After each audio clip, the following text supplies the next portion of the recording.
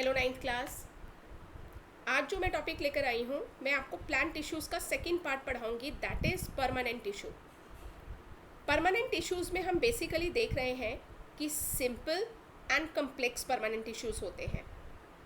Simple permanent tissue जो है वो डिवाइड किए गए हैं पैरेन्काइमा, कोलेन्काइमा और स्क्लेरेन्काइमा में, और कम्प्लेक्स जो है वो दो हैं, that means one is xylem and another one is phloem. जो बेसिकली आज हमारा टॉपिक है और जिस पर हम लोग फोकस करेंगे, that is our simple permanent tissue, और इसका very first part that is parenchyma. समझने में हम इसे ऐसे समझ सकते हैं कि जो प्लांट टिश्यूज़ हैं वो जब अपने आप को मैच्योर कर लें और आगे अपना काम स्पेशलाइज्ड कर लें तो हम उसे परमानेंट टिश्यूज़ कहते हैं। परमानेंट टिश्यूज़ में आपके दो अलग अलग किस्म के टिश्यूज़ आते हैं। वन जो बहुत ही सिंपल और सिंपल से थिंग्स को परफॉर्म करते हैं, इन ये डिफ्रेंशिएटेड हैं, एक अपने तरह के लेवल का काम करते हैं। बट जो कॉम्प्लेक्स वाले हैं वो सिर्फ स्पेशल सेल्स हैं, स्पेशलाइज्ड सेल हैं जो वैस्कुलर बंडल्स बनाते हैं। तो आज हमारा फोकस सिर्फ और सिर्फ रहेगा परमानेंट टिश्यूज़ के, सिंपल परमानेंट टिश्यूज़ के पैरेन्काइमास पर। तो let's see about the parenchyma, और बिफोर दैट हम परमानेंट टिश्यूज़ के बारे में पढ़ेंगे। परमानेंट टिश्यूज़ बेसिकली क्या है? परमानेंट टिश्यूज़ किसी एक प्लांट में वो टिश्यूज़ होते हैं जिनमें नॉन डिवाइडिंग सेल्स मिलते हैं, यानी एक तरह से मेरिस्टेमेटिक टिश्यू जब सेल डिवाइड करना बंद कर देगा उसमें मैच्योरनेस आनी शुरू हो जाएगी। ये मैच्योरनेस अगर आई है तो वो कुछ ना कुछ फंक्शन या स्पेशल फंक्शन परफॉर्म करेंगे, उन्हें हम कहते हैं परमानेंट टिश्यूज़। उन्हें हम कहते हैं परमानेंट टिश्यूज़। ये सेल्स मॉडिफाई करते हैं, अपने आप को परफॉर्म करते हैं स्पेसिफिक फंक्शंस के लिए। ये स्पेसिफिक फंक्शंस क्या है? ये जो सेल्स हैं ये मेरिस्टेमेटिक टिश्यूज से आए हैं, ये मैं पहले आपको बता चुकी हूँ। यानी मेरिस्टेमेटिक टिश्यू जब आगे जाकर अपने आप को डिफाइड नहीं कर रहा तो ये अपने आप को किसी एक काम के लिए प्रिपेयर करता है कि अब हम ये काम करेंगे। फिर मेरिस्टेमेटिक टिश्यू लगातार बन जाएंगे। अच्छा, मेरिस्टेमेटिक टिश्यू तब तक लगातार बनते रहेंगे जैसे एपिकल तब तक काम करेगा जब तक एक प्लांट की हाइट नहीं आ जाती, उसकी एक लेंथ नहीं आ जाती, उसके इंटरनोड्स नहीं बन जाते, या उसका अपना एक डायामीटर नहीं बन जाता। उसके बाद तो सेल्स डिवाइड करना बंद करेंगे ना, वरना वो तो बढ़ता जाएगा। कोई भी प्लांट अपनी कहीं बहुत ज़्यादा बड़ी हाइट कैरी कर लेगा। उसके बाद जो सेल्स अपने काम में शुरू होते हैं वो परमानेंट टिश्यूज़ हैं, यानी अब ये एक तरह से डिवाइड होने बंद हो गए हैं। ये फुली डिफ्रेंशिएटेड है, ये जानते हैं इन्हें क्या काम करना है, इन्हें पता है इनका शेप क्या है और साइज़ क्या है, उसके अकॉर्डिंगली ये लार्ज है या स्मॉल है, ये उस हिसाब से काम करते हैं। आपने देखा होगा कि इंटरसेलुलर स्पेसेस जो होती है सेल्स के बीच में, ठीक है, वो प्रेजेंट होती है। इंटरसेलुलर स्पेसेस जैसे मान लीजिए ये मैं एक सेल बना रही हूँ, दूसरा सेल में ऐसे बनाती हूँ, तीसरा सेल में ऐसे बनाती हूँ, तो ये जो बीच की स्पेस है इसे हम इंटरसेलुलर स्पेसेस कहते हैं। ये जो इंटरसेलुलर स्पेसेस है इनके लिए हम लोग क्या काम करेंगे? देखिए, लार्ज वैक्यूल्स मिलते हैं सेल्स के अंदर। उन वैक्यूल्स का काम सिर्फ ये है कि अपने अंदर एंजाइम रखते हैं, और एंजाइम रखने के बाद में ये क्या काम करेंगे? ये अपने सेल्स के अंदर के कामों को बढ़ाएंगे। कोई चीज़ अंदर आई है तो उसे डिसॉल्व करेंगे, उसे डाइजेस्ट करेंगे। आगे परमानेंट टिश्यूज़ का काम है कि मेटाबॉलिज्म जो भी सेल के अंदर होता है ये थोड़े कम लेवल पर होता है, यानी सेल के अंदर प्रोटीन को कितना बनना है, यानी कि सेल के अंदर प्रोटीन की कितनी सिंथेसिस होनी है, ये ज़्यादा नहीं बनेगा, ये कम बनेगा।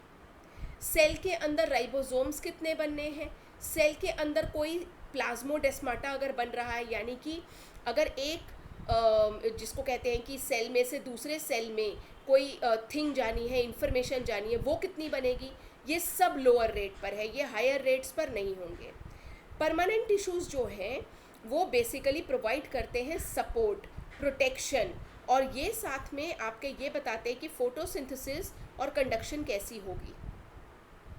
ये बताएंगे कि सेल के अंदर किस तरह से कितना पानी जाएगा, और जब फोटोसिंथेसिस हो गई तो फूड मटेरियल्स इधर से उधर कैसे जाएंगे, न्यूट्रिएंट्स कैसे जाएंगे। अब परमानेंट टिश्यूज़ के सेल या तो लिविंग है या डेड है, ये डिपेंड करता है लोकेशन कौन सी है, ये डिपेंड करता है कि ये सेल्स कौन से हैं। जो पहला परमानेंट टिश्यू हम लोग पढ़ने के लिए जाएंगे that is parenchyma. That is parenchyma. देखो परमानेंट टिश्यू सिंपल भी है और कॉम्प्लेक्स भी है, और सिंपल में जो सबसे पहला है दैट इज पेरेन्काइमा। ये पेरेन्काइमा सेल्स कौन से हैं और किस तरह से ये अपने आप को फर्दर डिवाइड करते हैं, क्या काम करते हैं, इनके बारे में पढ़ते हैं। पेरेन्काइमा सेल्स कौन से हैं? ये सिंपल परमानेंट टिश्यूज हैं। पेरेन्काइमा जो है ये बल्क ऑफ प्लांट बॉडी बनाता है, यानी मोस्टली जो सेल के अंदर आपको टिश्यूज मिल रहे हैं वो सिर्फ और सिर्फ पेरेन्काइमा ही मिलते हैं। इनके पास में लिविंग सेल्स हैं, यानी कि इनके अंदर मेटाबॉलिकल एक्टिविटीज़ हो रही हैं, कम रेट पर हो रही हैं पर हो रही हैं। ये सेल आइसोडायमेट्रिक हैं, यानी इक्वली एक्सपेंडेड है। भाई एक अगर ये यहाँ है तो ये ऐसा ही यहाँ होगा, या आप इसे कह लो यहाँ पर थोड़ा कंस्ट्रक्टेड है तो यहाँ से फूला हुआ नहीं है, या यहाँ से ज़्यादा है तो यहाँ फूला हुआ है, ऐसा नहीं होगा। ये इक्वली अपने आप को एक्सपैंड करते हैं हर एक साइड पर, यहाँ से लेकर यहाँ तक, यहाँ से लेकर यहाँ तक इक्वली एक्सपैंड करेंगे। इसे हम आइसोडायमेट्रिक कहते हैं। जो सेल वॉल है बहुत पतली होती है, ठीक है। सेल वॉल के बाद में और इस सेल के अंदर आपको साइटोप्लाज्म मिलता है पर थोड़ा गाढ़ा या डेंस मिलता है। इसमें एक छोटा सा एक न्यूक्लियस भी मिल जाएगा आपको, और बीच में एक वैक्यूल। मैंने आपको पहली स्लाइड्स में जब आपको सेल्स पढ़ाया था तो मैंने बताया था प्लांट का जो भी आपका सेल बनता है ना, प्लांट का सेल बेसिकली अंदर बहुत बड़ा वैक्यूल होता है और न्यूक्लियस साइड पर होता है। ये हमारा न्यूक्लियस है और ये हमारा वैक्यूल है, यानी सेंटर में वैक्यूल मिलेगा आपको और न्यूक्लियस आपको छोटा सा मिलेगा। तो ये हमने पहले भी स्लाइड्स में पढ़ा है। इसके जो इंटरसेलुलर स्पेसेस है, यानी दो सेल्स के बीच की स्पेसेस जो है वो बड़ी है। देखो एक सेल यहाँ है तो ये जो इंटरसेलुलर स्पेसेस है बहुत बड़ी है, तीसरा सेल यहाँ होगा, फिर यहाँ होगा, ये बीच की स्पेसेस बहुत ज़्यादा बढ़ रही हैं। पेरेन्काइमा जो है वो प्रेजेंट है ऑर्गन्स में। प्लांट्स का कोई ऑर्गन आप ले लीजिए, आप ऑर्गन ले लीजिए, रूट, स्टेम ले लो, लीफ ले लो, फ्लावर ले लो, फ्रूट ले लो, सीड ले लो, हर जगह आपको पेरेन्काइमा मिलेगा। या ये कह लो पेरेन्काइमा से ही प्लांट की बॉडी बनती है। ये देखने में देखिए ऐसे है, आप देखिए इसमें इंटरसेलुलर स्पेसेस मिल रही हैं, अबांडेंट है, यानी बहुत सारी हैं। ये जितने होल्स मैं यहाँ पर बना रही हूँ ये सब इंटरसेलुलर, और ये पूरा का पूरा आइसोडायमेट्रिकली शेप का है। इसमें इंटरसेलुलर स्पेसेस भी मिल रही हैं, और ये एक उसका ट्रांसफर सेक्शन है, ये इसका लॉन्जिट्यूडनल सेक्शन है। यानी सेल को जब आप एक लंबे हिस्से से काटेंगे, जब आप गोल काटेंगे तो उसे आप कहते हैं ट्रांसफर सेक्शन, यानी इसे हम TS भी लिखते हैं।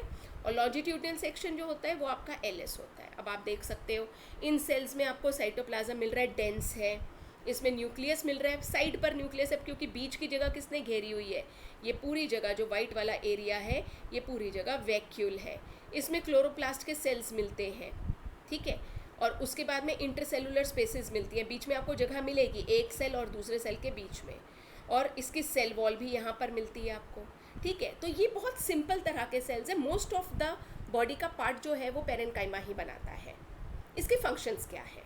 मेन फंक्शन जो पेरेन्काइमेटस टिश्यू का है वो है स्टोरिंग, यानी स्टोरेज करता है फूड का। प्लांट तो आ गया, प्लांट ने फोटोसिंथेसिस कर ली, जहाँ पर इधर से उधर सामान पहुँचाना है वो भी पहुँचा दिया, पर उसका फूड कौन आपका सिक्योर करेगा? That is being done by the storage of the food. इसमें आगे अगर इसको ध्यान से देखा जाए तो स्टार्च जो है वो पेरेन्काइमा ऑफ कॉर्टेक्स भी बनाता है, पोटैटो ट्यूबर भी बनाता है। कैसे? जो स्टार्च आपके पेरेन्काइमा का मिलेगा वो आपके ऑल ओवर बॉडी में मिलेगा।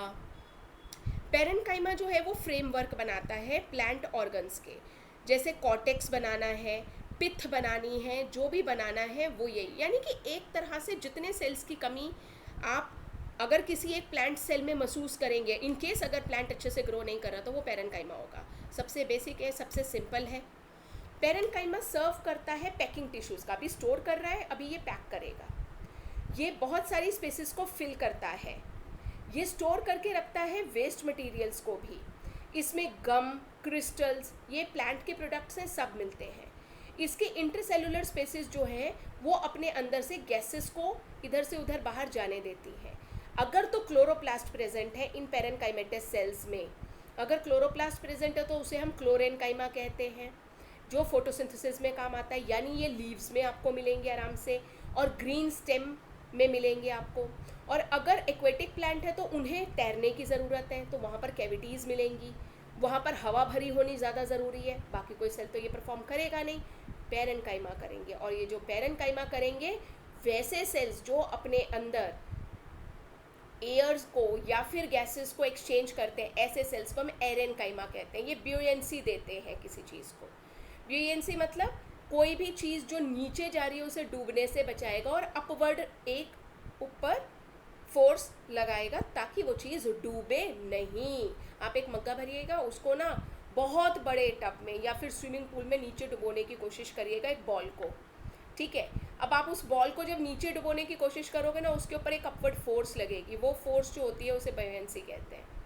यानी पैरेन्काइमा बायोएंसी फोर्स लगा रहा है, स्टोरिंग कर रहा है फूड की, स्टोर करता है अपने अंदर वेस्ट मटेरियल्स को, पैक करता है टिश्यूज़ को, पूरे ओवरऑल एक बॉडी का स्ट्रक्चर बनाने के लिए जो काम में आता है, दैट इज़ पैरेन्काइमा, ठीक है। पैरेन्काइमा जब आपने पढ़ा, आप इसका स्ट्रक्चर भी देख चुके हैं, आपको पता है लॉन्जिट्यूडनल स्ट्रक्चर देखने में ऐसा है, ट्रांसफर सेक्शन देखने में ऐसा है। तो इसके साथ में वेरी फर्स्ट वन हमने प्लांट के परमानेंट टिश्यूज़ का सबसे सिंपल का वेरी फर्स्ट पार्ट पढ़ा and that was parenchyma. Next slides में हम लोग पढ़ेंगे स्क्लेरेन्काइमा और आगे पढ़ेंगे कोलेन्काइमा। Till then bye.